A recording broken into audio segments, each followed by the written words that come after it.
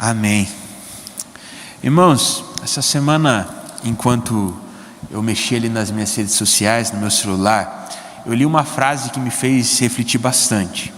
E essa frase era mais ou menos assim: esforço inteligente não é fazer esforço o tempo todo.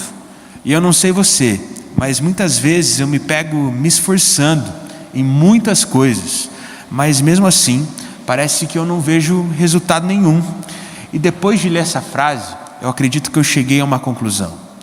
Talvez eu não veja resultado porque eu estou me esforçando muito com coisas que eu nem precisava me esforçar, perdendo tempo com coisas que não vão me levar a lugar nenhum, ao invés de me esforçar em relação às coisas que realmente vão me levar para o lugar onde eu quero chegar, me levar a viver uma vida onde eu realmente quero viver. Existe algo poderoso que acontece quando nós nos entregamos àquilo que é simples e nos esforçamos ao máximo naquilo que é básico.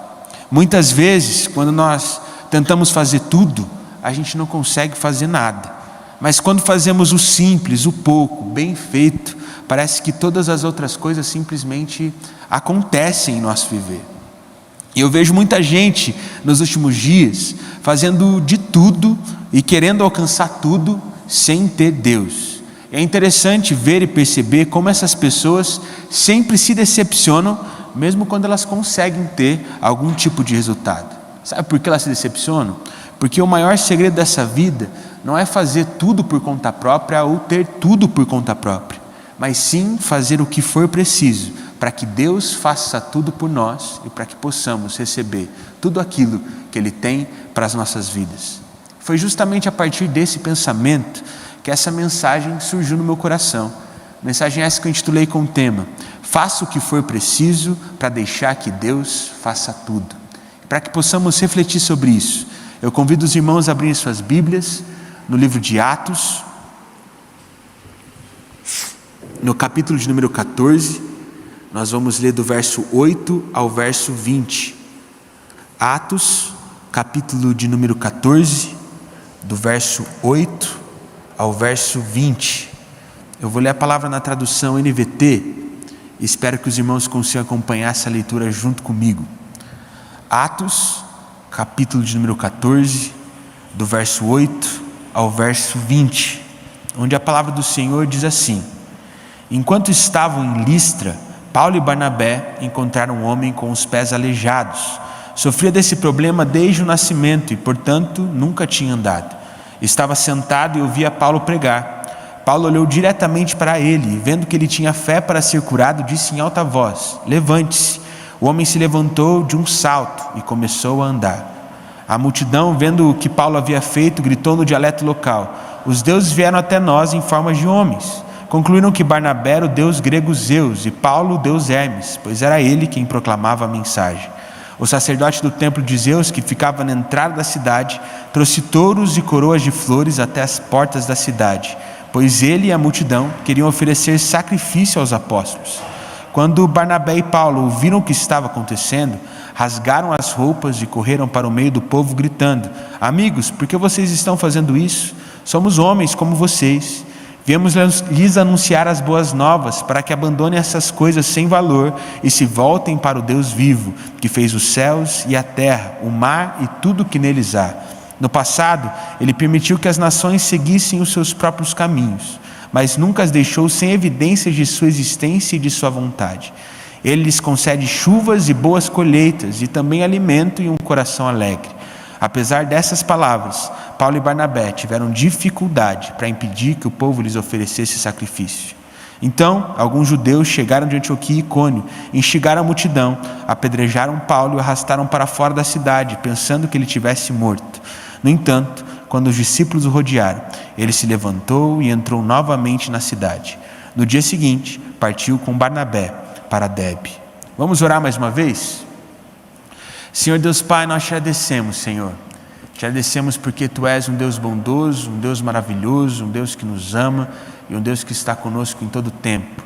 Te agradecemos pela sua palavra, te agradecemos porque o Senhor tem gerado algo em nossos corações. E te pedimos para que nessa tarde o Senhor quebrante os nossos corações, de forma que a sua palavra possa fazer vida em nosso viver.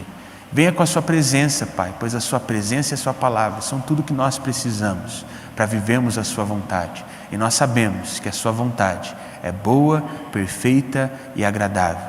Esse é o nosso pedido, essa é a nossa oração. Em nome de Jesus, amém. Irmãos, eu acredito que a partir desse texto de Atos, nós podemos aprender 3 coisas. E a primeira coisa que nós podemos aprender a partir dessa passagem que nós acabamos de ler é a seguinte: é preciso ter fé para você viver o que você nunca viveu. No texto que nós lemos, Paulo e Barnabé, eles estavam em Listra. E enquanto estavam nessa cidade, os dois conheceram um homem aleijado que desde seu nascimento nunca tinha andado, nunca tinha conseguido andar. Um dia, esse homem estava sentado, ouvindo Paulo pregar. E Paulo, vendo que ele tinha fé para ser curado, ele disse alto e claro: levante. Um milagre extraordinário tinha acabado de acontecer ali naquele lugar. E sabe, irmãos, eu gostaria de te fazer uma pergunta. Você já imaginou o sentimento desse aleijado? Você já imaginou o quanto feliz você ficaria no lugar dele? Você já imaginou o quão alegre uma pessoa que nunca andou em toda a sua vida ficaria agora que percebe que poderia andar, que poderia caminhar normalmente, assim como as outras pessoas? Deve ser um sentimento incrível, uma sensação de satisfação que excede o nosso entendimento muitas vezes. E pode parecer loucura e até incomparável para você, mas é dessa forma que nós nos sentimos quando nos levantamos e passamos a caminhar com o Senhor. Quando demonstramos com nossas atitudes que nós temos realmente fé de que o caminho do Senhor é melhor do que os nossos caminhos e de que é apenas pelo poder de Deus que as coisas vão acontecer em nosso viver. Alguns dias atrás, eu vi um testemunho de um pastor que disse que nos primeiros 10 anos da sua carreira ministerial, ele tinha passado por 3 igrejas e 3 cidades diferentes. Ele disse que quando ele decidiu sair da primeira igreja em que ele foi pastor, ele saiu de lá porque ele achava a cidade onde a igreja ficava muito pequena. A população da cidade também só diminuía conforme os filhos iam se mudando dali para estudar ou arrumavam algum trabalho em outra localidade, e que por isso, para ele, ia ser impossível fazer uma igreja crescer e se desenvolver em um lugar assim, onde a população estava diminuindo. Na segunda igreja, então, que ele pastoreou, ele disse que o motivo para sua saída era o local, o templo, onde a igreja se reunia e se encontrava. Porque o templo era bem antigo, já estava velho em comparação aos templos das outras igrejas, as outras igrejas da cidade onde aquela igreja estava localizada. Cidade essa que já era bem maior do que a cidade da primeira igreja que ele pastoreou.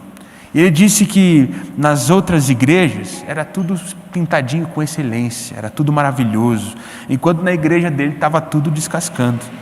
Nas outras igrejas tinham lá um telão, enquanto na igreja dele só tinha ali um retroprojetor. Nas outras igrejas tinham recursos para se investir em novos equipamentos, e na dele não, era ali qualquer coisa, era o que realmente tinha.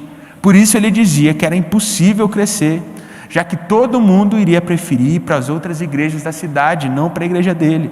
Afinal, as outras igrejas tinham muito mais estrutura. E quando ele começou a pastorear sua terceira igreja em menos de 10 anos, ele disse que ele se sentia no céu. Porque a cidade onde aquela igreja ficava era uma cidade muito boa, uma cidade em crescimento, e a estrutura da igreja era simplesmente maravilhosa, e por isso ele tinha certeza que agora ele ia ver o seu trabalho prosperar, que agora ele ia mostrar que ele realmente poderia conseguir fazer uma igreja crescer, se desenvolver. Acontece que quase 2 anos se passaram e nada, ele simplesmente não conseguia ter resultado, e por isso então ele decidiu buscar Deus e ver qual era o problema. E a resposta que ele teve não foi nem um pouco agradável.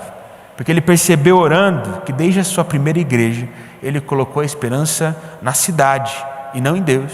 E por isso a igreja não cresceu, o trabalho não desenvolveu. Na segunda igreja, ele achou que o poder estava na estrutura e não no poder de Deus. e por isso o trabalho dele não prosperou, não foi para frente. E que na terceira igreja, apesar de ter tudo aquilo que ele sempre quis, a estrutura, uma cidade em constante crescimento, ele percebeu que o erro dele era o mesmo de sempre. Ele queria ter resultado, não pela fé que ele tinha no Senhor, mas apenas naquilo que ele podia fazer, apenas naquilo que a estrutura, o que a cidade poderia proporcionar para ele. E olhando para essa história, eu percebo que muitas vezes nós somos exatamente como esse pastor. Nós queremos que as coisas deem certo nas nossas vidas, mesmo sem depender de Deus, e mesmo sem ter fé naquilo que Ele pode fazer. Desde sempre acabamos insistindo no mesmo erro, de não acreditar no que Deus pode fazer, e por isso permanecemos com os mesmos problemas. E assim como aquele aleijado, temos extrema dificuldade para nos mover, de fazer a nossa vida andar. Mas olhando para esse texto, nós podemos perceber que o aleijado que foi curado por Paulo, só foi curado pelo poder de Deus, porque Paulo reconheceu que ele tinha fé.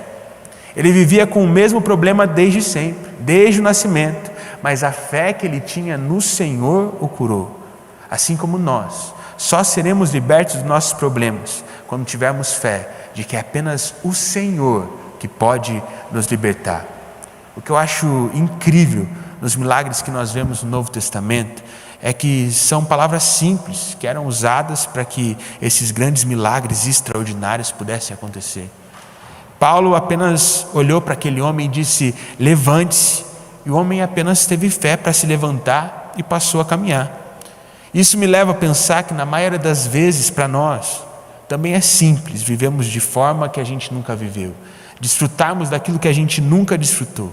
Basta a gente se levantar quando Deus pede para que a gente se levante e ter fé de que Ele vai fazer todo o resto acontecer nas nossas vidas. Às vezes, quando eu leio o Antigo Testamento, eu percebo que Deus sempre teve todas as saídas para todos os problemas do povo de Israel. Ele só estava esperando alguém se levantar. Por isso hoje, na sua vida, se você não quer mais viver do mesmo jeito de sempre e começar a caminhar de forma diferente, você só precisa acreditar que Deus continua tendo todas as saídas, e você só precisa fazer o que esse aleijado fez: ter fé em Deus e decidir se levantar. E sabe, irmãos, está difícil, eu sei, mas você precisa se levantar. Está difícil acreditar que as coisas podem melhorar, eu sei, mas decida mesmo assim se levantar. Está difícil você conseguir se levantar em meio a tanta dificuldade, eu sei, mas se levante. Porque se você se levantar com fé, meu irmão, o Senhor vai te fazer caminhar de um jeito muito melhor que qualquer homem jamais teve a capacidade de imaginar. Mas para que isso aconteça, você precisa ter fé e caminhar naquilo que o Senhor tem colocado no seu coração. Isso nos leva à segunda coisa que nós podemos aprender a partir desse texto: não podemos ser nós mesmos os alvos da nossa adoração.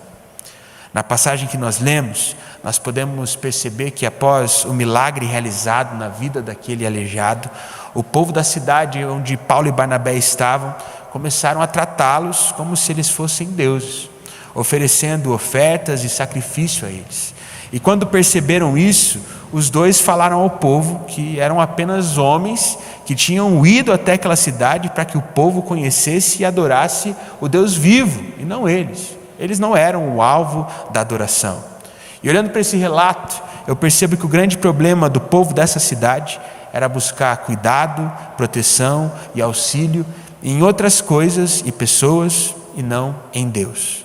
Da mesma forma que eu percebo que o grande problema das nossas vidas é fazermos a mesma coisa que o povo dessa cidade e acharmos que sem Deus iremos chegar em algum lugar. O povo daquela cidade adorava quem poderia dar aquilo que eles precisavam no lugar de adorarem a Deus. Assim como nós, tentando fazer as coisas por nós mesmos, passamos a adorar quem nós somos e o que podemos ser, no lugar de adorarmos o nosso Deus. No lugar de buscarmos agradar a Deus, agradamos a nós mesmos. E pelo fato da gente sempre querer mais, a gente nunca se agrada totalmente e permanece mais.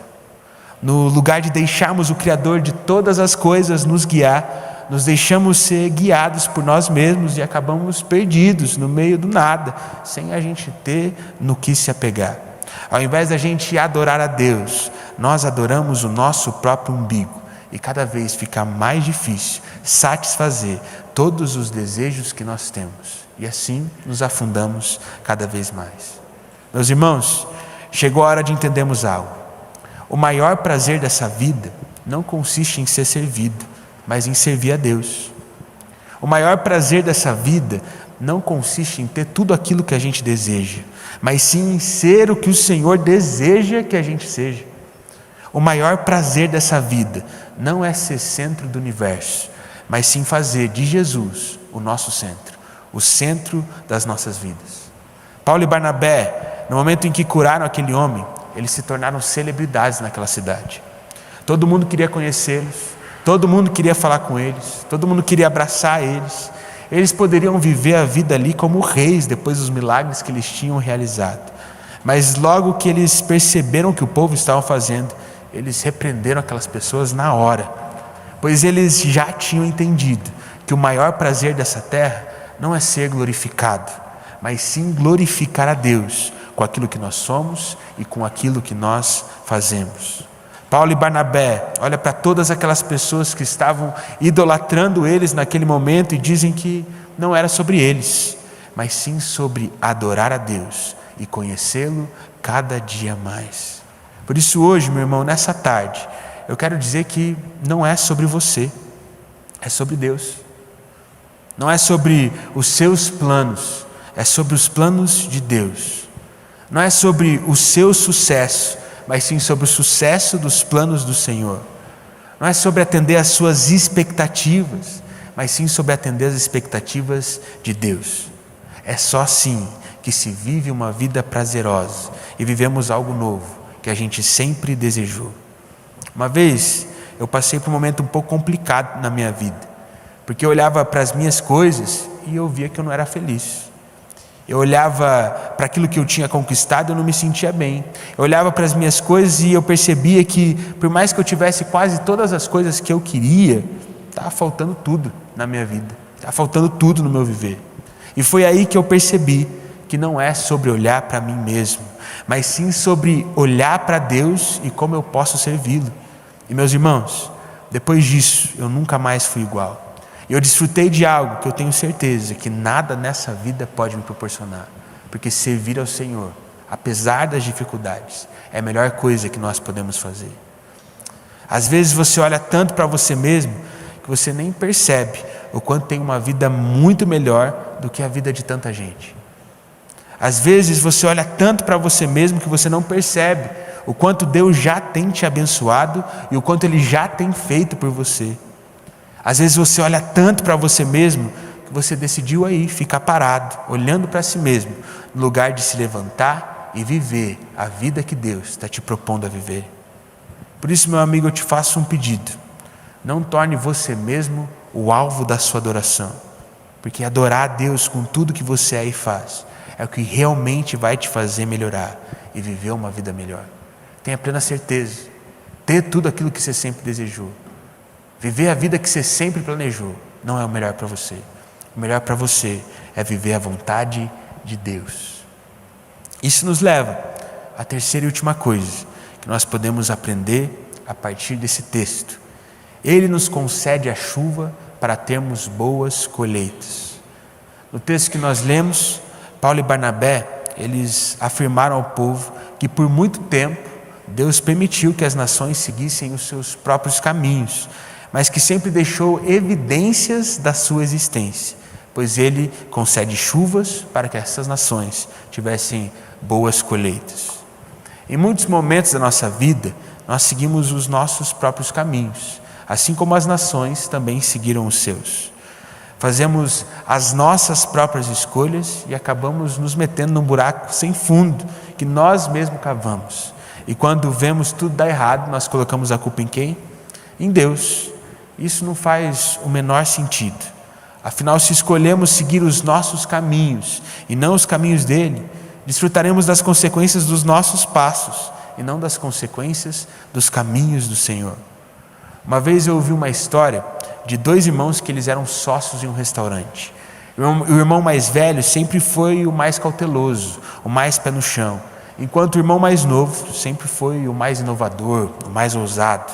E de acordo com essas características, o irmão mais velho sempre ficou responsável ali pelo financeiro, por administrar a equipe de trabalho, os funcionários, enquanto o irmão mais novo sempre cuidou do cardápio e da parte do atendimento ao cliente.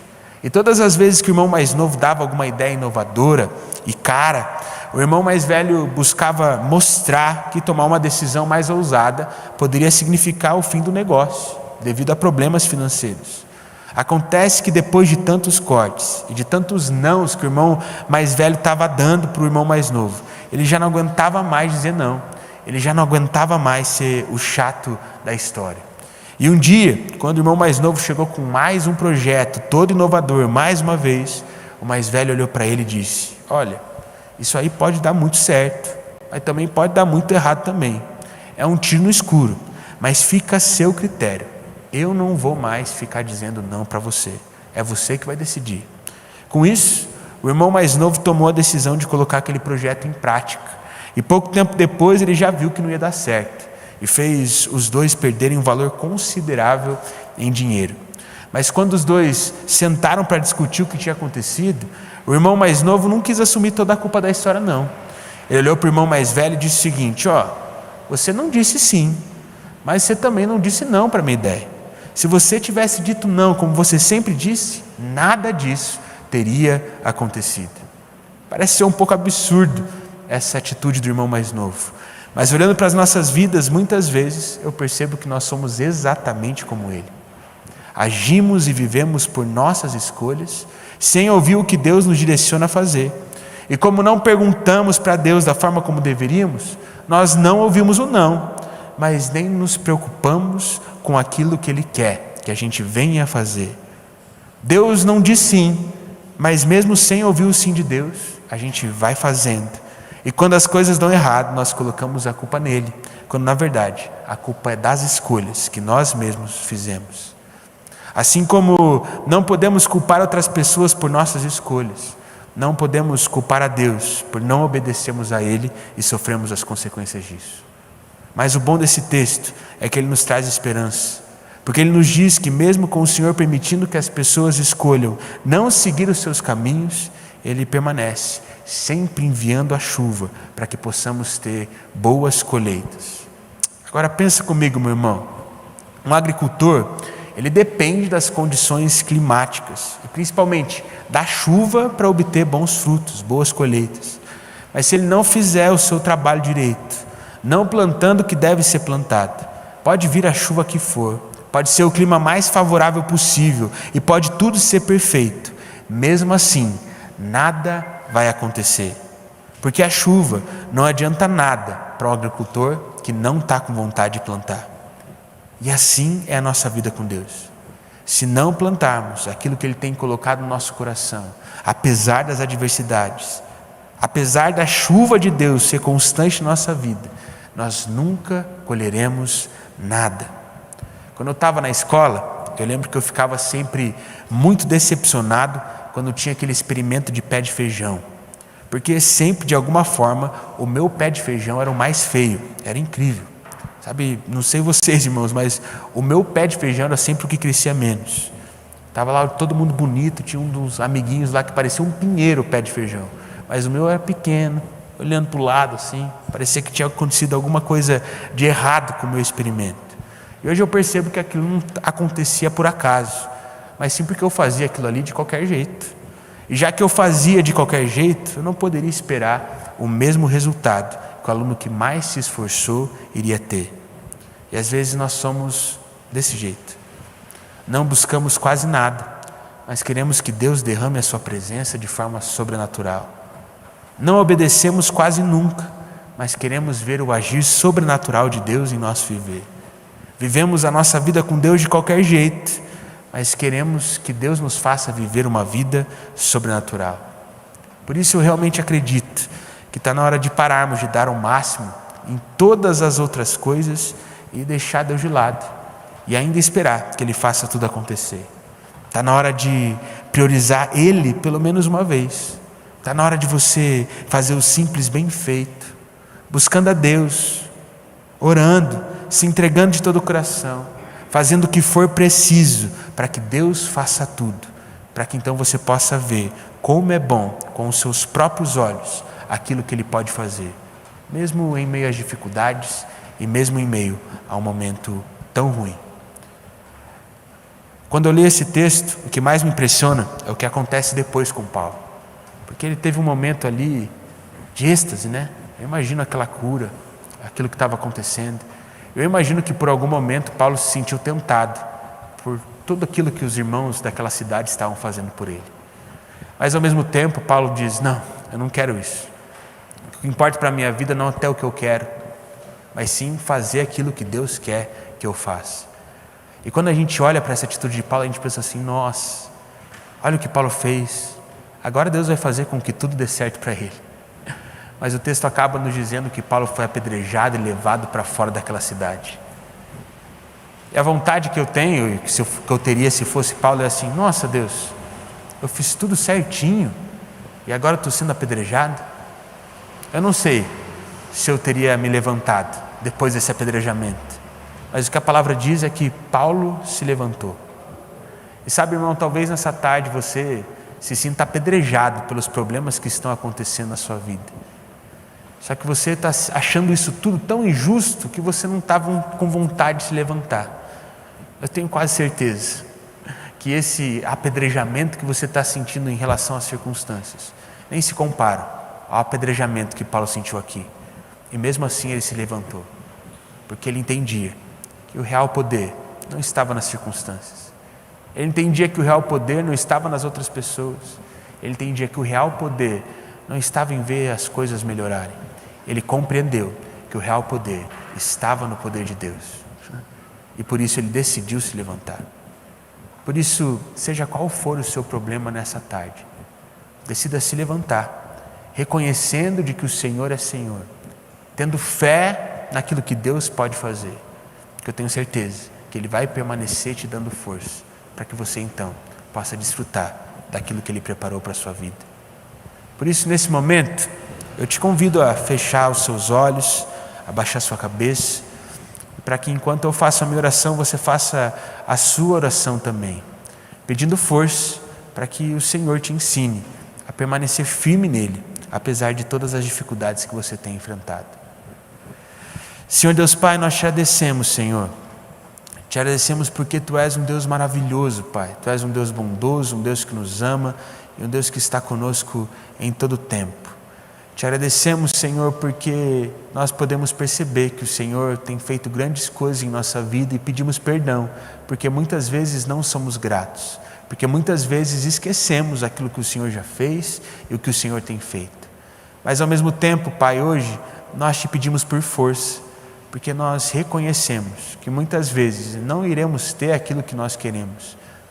As coisas não serão no tempo que nós gostaríamos que elas fossem, mas ao mesmo tempo nós queremos entregar o nosso coração a Ti. Nós queremos nos entregar ao Senhor, tendo plena certeza de que é o Senhor que fará todas as coisas. Por isso, Pai, mesmo que por muitas vezes a gente se sinta apedrejado pelas circunstâncias da vida, nós nos levantaremos, pois sabemos que o poder de Deus é maior e que pode nos ajudar a vencer toda e qualquer situação. Por isso eu te peço, Pai, por cada irmão que está aqui nesse culto nessa tarde, por cada irmão que está acompanhando esse culto online, por cada irmão que irá assistir essa palavra, que o Senhor, Pai, possa estar gerando em nossos corações a certeza de que se nos levantarmos e buscarmos o Senhor nos dará força para desfrutarmos da sua vontade. E que apesar de não vermos aquilo que nós gostaríamos de acontecer, que o Senhor gere em nós perseverança, para que a sua perseverança gere em nós o caráter de Cristo, para que assim possamos desfrutar do amor de um Pai amoroso, mesmo em meio às lutas e mesmo em meio ao apedrejamento. É isso que nós te pedimos, Senhor. Em nome de Jesus, amém.